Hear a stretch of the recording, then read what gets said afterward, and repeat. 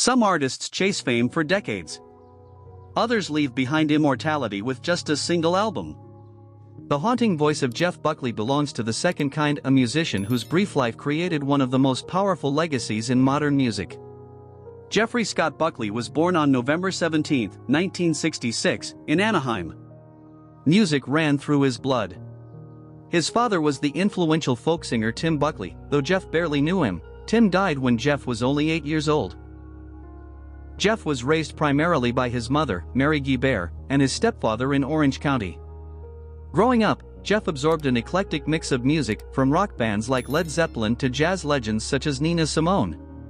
By age 5, he was already experimenting with musical instruments, eventually mastering the guitar. After graduating from the Musicians Institute in 1984, Jeff spent several years working as a session guitarist while quietly developing his own style. Despite his father's legacy, Jeff initially avoided performing Tim Buckley's songs. But in 1991, he performed at a tribute concert for his father in Brooklyn, astonishing audiences with his emotional rendition of "I Never Asked to Be Your Mountain." The performance marked a turning point. Jeff realized his own voice had the power to captivate listeners. Soon after, he began performing regularly at the small East Village Café Chine. Alone with his electric guitar, Jeff delivered mesmerizing performances that blended rock, folk, jazz, and soul. His remarkable vocal range, spanning nearly 4 octaves, made him stand out in the alternative music scene. In 1994, Jeff released his first and only studio album, Grace. The album featured a stunning mix of emotional ballads and powerful rock songs.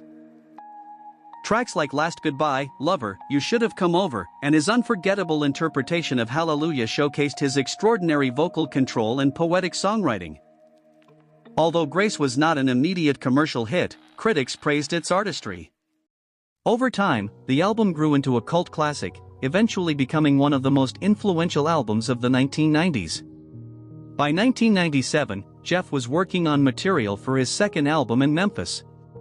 On the evening of May 29, 1997, he went for a spontaneous swim in the Wolf River Harbor while fully clothed. A passing boat created strong currents, and Jeff tragically drowned at just 30 years old.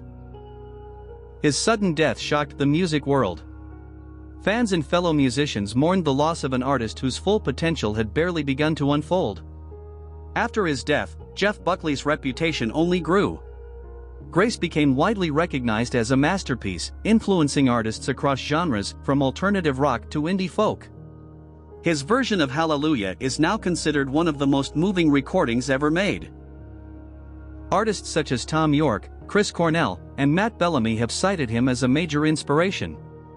Jeff Buckley once said, "Music is the only thing that makes sense anymore." Though his life lasted only 3 decades, the emotion in his voice continues to echo across generations, proving that sometimes the most powerful legends are the ones that burn briefly but brilliantly.